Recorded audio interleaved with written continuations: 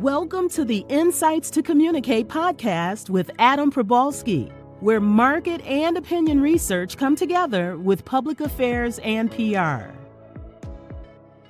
All right, welcome to the podcast, Scott Adams, not the douchebag cartoonist, but the political consultant who has some pretty good notoriety himself. Scott, welcome to the show. Thanks for having me, Adam. Cool. Scott, you're a political consultant, and you can correct me. You also do some work in the local government space, which we love because that's a big part of our business. But why don't you tell us about your story, how you got to where you are today, the pinnacle of political consulting success? Where'd you start, and what are those big milestones that took you to where you are? Well, I blame my late mother, who got me into politics at a very early age. Holding up HHH signs in the end zone of the Yale Bowl for televised football games. And then she had me volunteering for a guy who was running for state assembly, who became a U.S. Senator, Joe Lieberman. And Bill Clinton was the Yale coordinator on the campaign. So there's a chance our paths crossed while we were both like eating snacks in the office. And so from there, I got out of college, did a lot of nonprofit work, canvassing, fundraising, lobbying in Minnesota. And in Minnesota is a caucus state. There's a lot of organizing and community organizing that gets done preparing for caucuses, as we're sort of seeing on the other side in Iowa right now. And Paul Wellstone was somebody involved in Democratic politics. He also had a lot of his students. He was a professor at Carleton College, so we'd run into him lobbying on consumer environmental bills in the state capitol. So I sort of crossed paths with him. And in the 1988 state convention, the party was nominating Hubert Humphrey's kid, Skip Humphrey, to run in what we saw was going to be a disaster of a campaign. And Humphrey got 42% of the vote, so he got slaughtered. And at that same convention, Wellstone was being challenged for a run for the DNC. He was already on the DNC. We got to organize for Paul at the convention, including he brought a bunch of stickers which were illegal, so we had to go to everybody's hospitality suites, steal buttons, put the stickers on the buttons. You know, we go get a drink and we come back like, oh, I got a whole bunch. And so he won on the first ballot. There was a lot of momentum, and the people who didn't have money for a hotel room, we were at a campsite and we're around a campfire, and we just sort of said, you know, we need to run Wellstone for Senate next time. I mean, he's the only guy who can win. Humphrey's going to be a disaster. The party, establishment's always doing that. And so in 1988, it sort of was the beginning of getting Paul to run. So what we decided to do at the last day of the convention was everybody call him Senator. So by the time I saw him and I called him Senator, he's like, oh, stop. But we had planted the seeds. I was the first person hired on this campaign where we worked out of a broom closet. That was the World Federalist Union, World Federalist something, that was their office. And it was basically a broom closet. And we had 3 people in there running, and we got to use phones in this Peace and Justice building in Minneapolis at night. So that was the beginning of that. I then, when we talk about government work, I then worked in the Senate office. So did a lot of, it's government work, right? Although you're organizing to use the power of the Senate to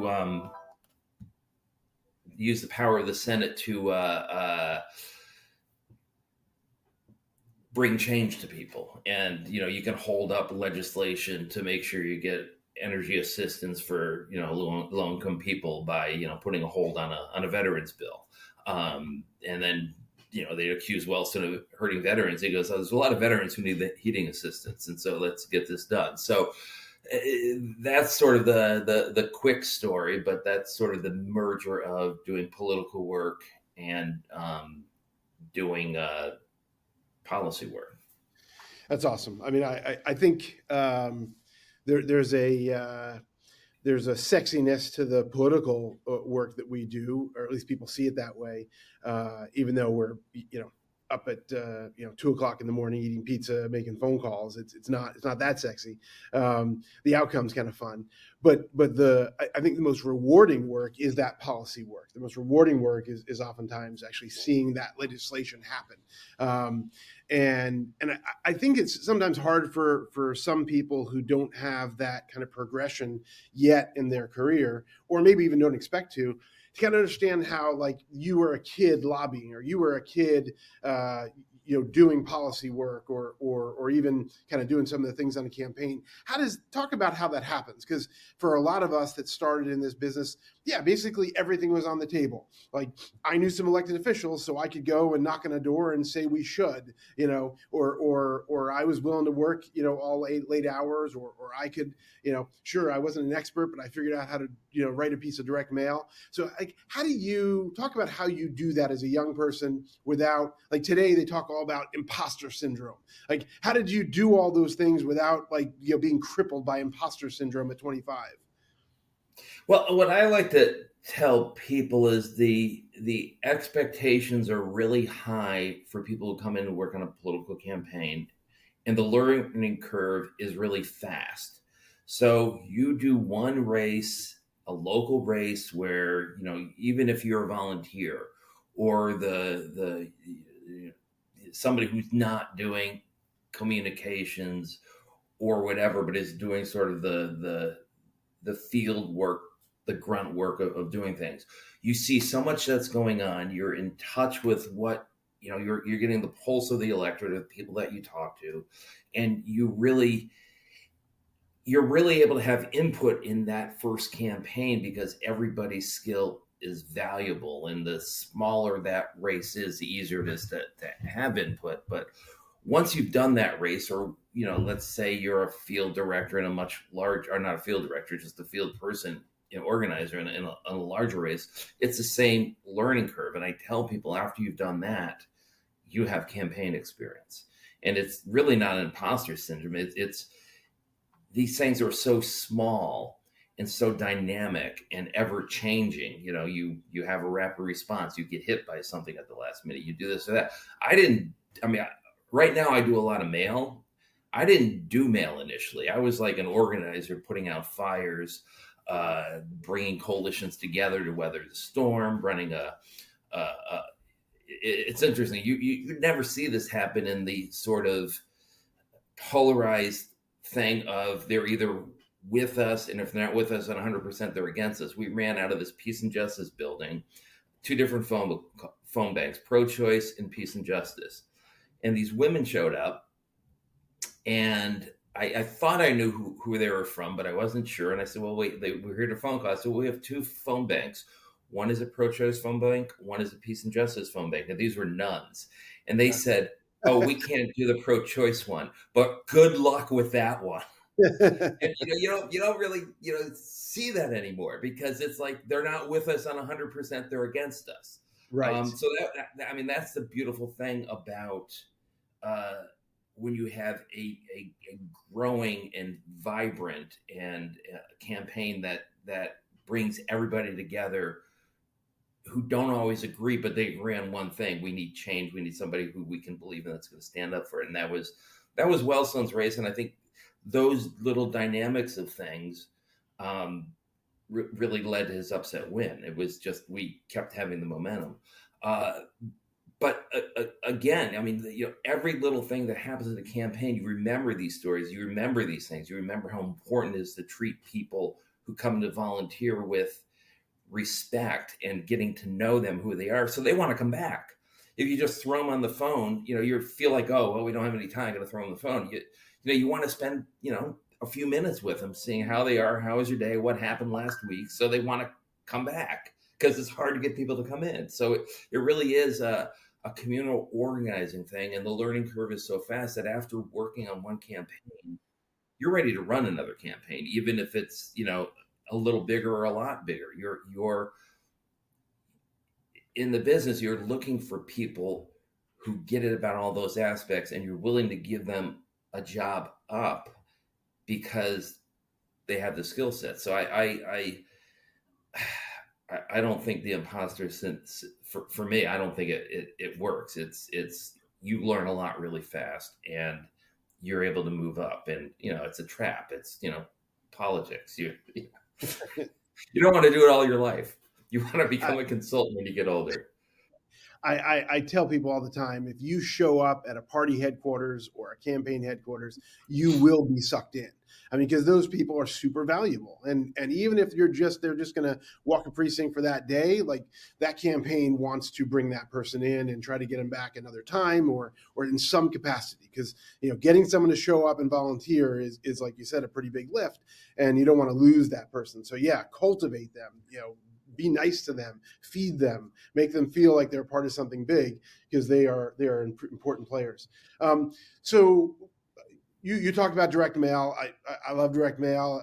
It's I think in the world of people who aren't so political, I think they find it hard to understand why it has such a significant impact in politics, even today when we're in such a digital world, and people just don't think about what comes through their mailbox. But it is important. Maybe talk a little bit about how research, polling, focus groups, any kind of that work feeds into that mail product, and how you develop that message. Is it I think some people just think, oh, you just send a piece of mail about immigration, or you just send a piece of mail about traffic or whatever it might be, but it really is research based, right? There's a lot of bad mail out there, and there's a lot of mail that stays in somebody's hand for a second or two, and that's about it. I really think mail is an important part of a campaign. You want to have a piece of mail that stays in somebody's hand for more than 2-3 seconds where they want to look at it. And so it's important for mail to tell the story. We're fortunate at Green Alley to have a designer who I've worked with for almost 25 years. She did my almost 25-year-old's birth announcement. Although that was like the worst thing she ever did for me, because there was a ribbon that you had to tie. And after she had a kid, she said, "I'm so sorry. I don't know why I did that. Nobody has any time to even sleep." And we use an illustrator, a real illustrator, not a AI, who does a lot of comics and stuff. And he was a neighbor of mine in Oakland. And so we really have people who are skilled in design and illustration to help us tell a story. And so every candidate is going to be unique. They are coming from some sort of background, whether they are a scientist, a community-based person, an events promoter. We did mail for that, and other things. And whether you're doing the hard side or the IE side, the IE side, you can be a little more creative because you don't have a kitchen cabinet and a candidate to do that. You just have perhaps your union and the union leadership, and you give them a concept. And if you work with them, they're like, yeah, run with it. Yeah. So we actually, it's telling a story. It's letting people know who they are. It's starting off positive. And as I said, we have an illustrator. We do a lot of comic illustrations. So if we're going to go negative, we go negative where people can laugh about it, where we can make fun about it, but we source everything. So if there's a scandal, we source it. We show where it is.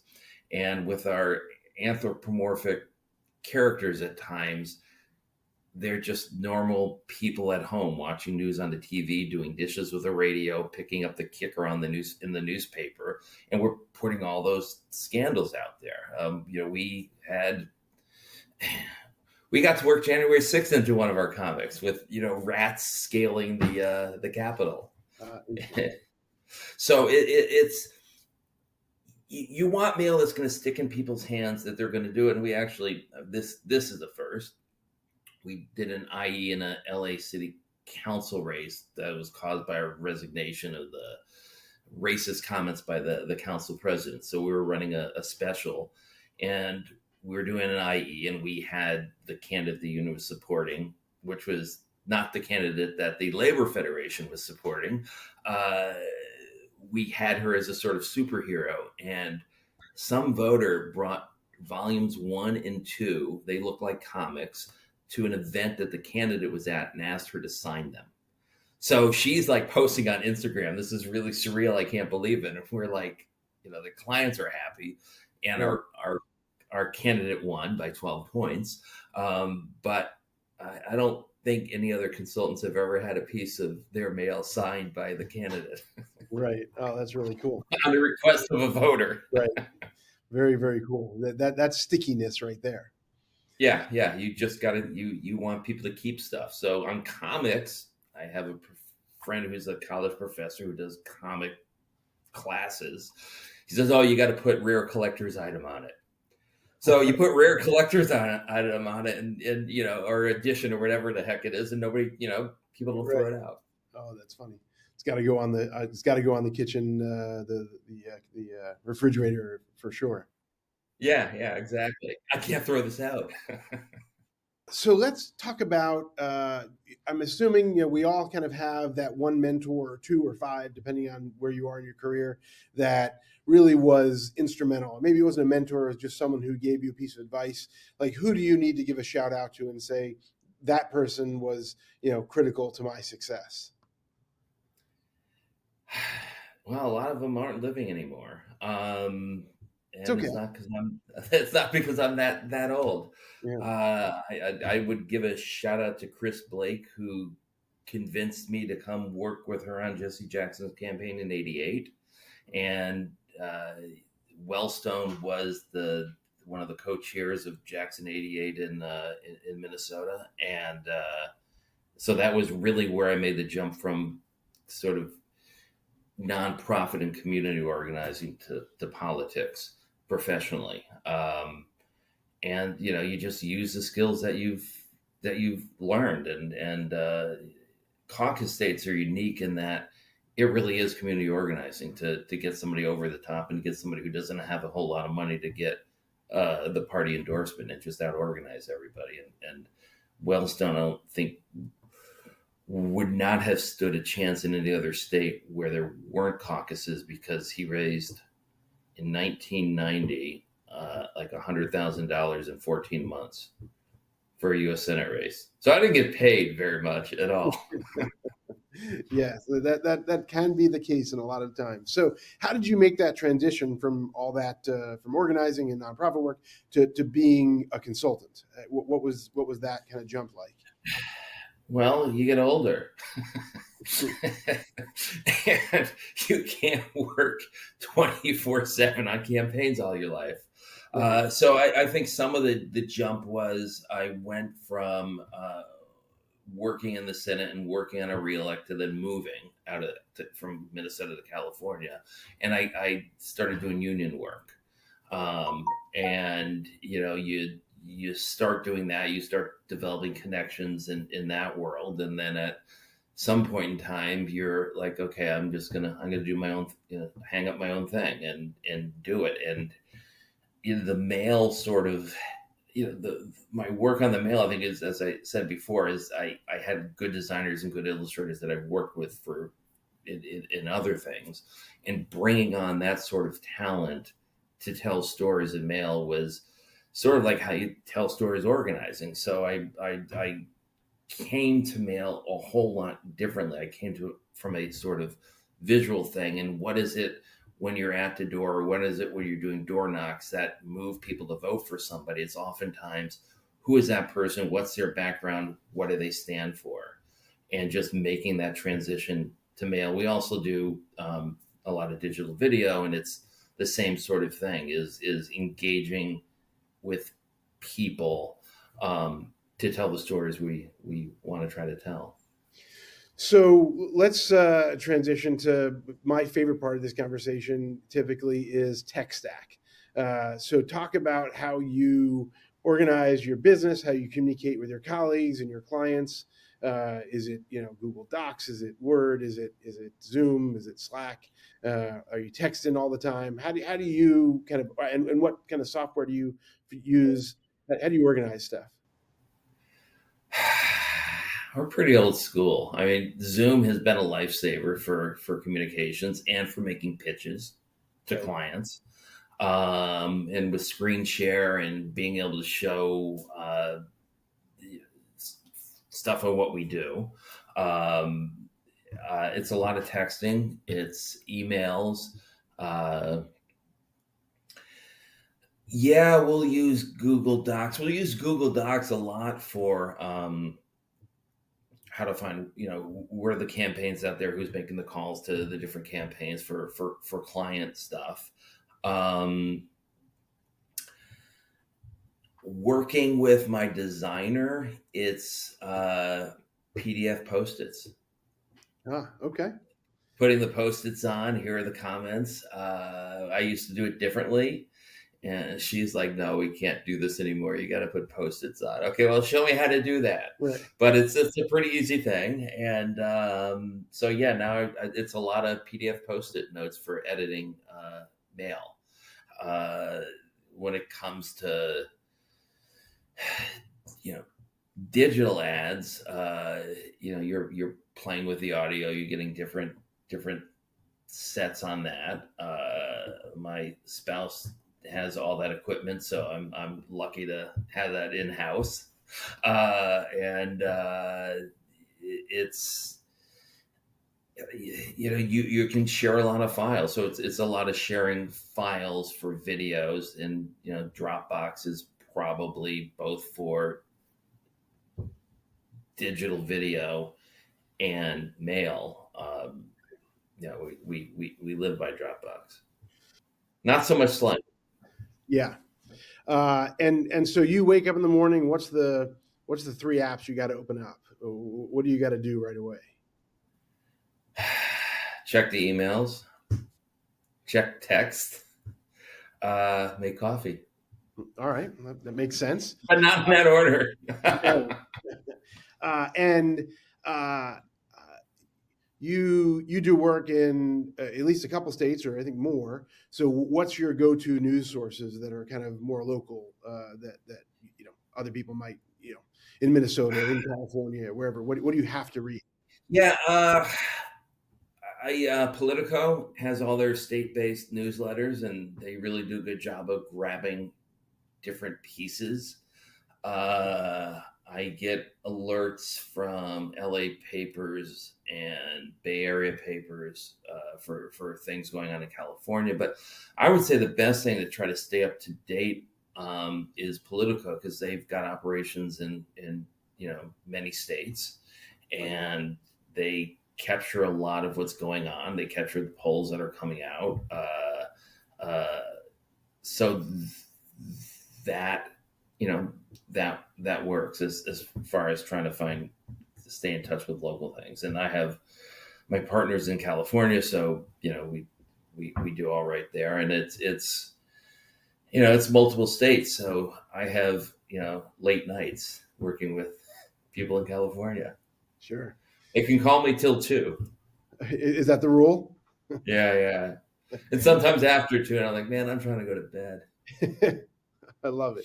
So you really haven't escaped campaign life. It's just a different format. Yeah, it's we do everything from being a general consultant, and you can only do a few of those, to I think there's more enjoyment doing the creative side of creative campaign communications, whether it's mail, text, audio, digital, images that you're putting out digitally. A lot of people want to do digital, but for smaller campaigns that don't have a whole lot of budget, we really try to push doing mail, because the setup to do digital and your ability to reach voters in a low turnout election is not great. You can still match the voter files off of Facebook and Instagram, but you're not getting every voter. You're losing a chunk of them. And with mail, you're mailing to households. We don't do voters; we just do households. Um, you can be really efficient. You're putting your piece of information into a voter's hand and reaching them that way. And if you have enough money, then you expand to other things. But our advice is mail first and everything else second in local races. Obviously, if you're doing a LA County judge race where there are 2 million people voting and the judge doesn't have a whole lot of money, well, then you're going to go digital. You can't Sure. mail. So, all right, wrap up. What is your mantra? Words to live by? Advice you give others, on the fly, or that you just kind of goes through your head every day. What's your mantra? Uh, it's storytelling. We're telling a story that lets people know who the person is and why they might want to consider voting for them. So it's creative campaign communications through storytelling. Awesome. Well, thanks, Scott Adams, for joining the podcast, and we'll hope to keep the conversation going. Thank you. All right. Thanks, Adam. This has been Insights to Communicate with Adam Probalski, president of the woman and Latina-owned market and opinion research firm, Probalski Research.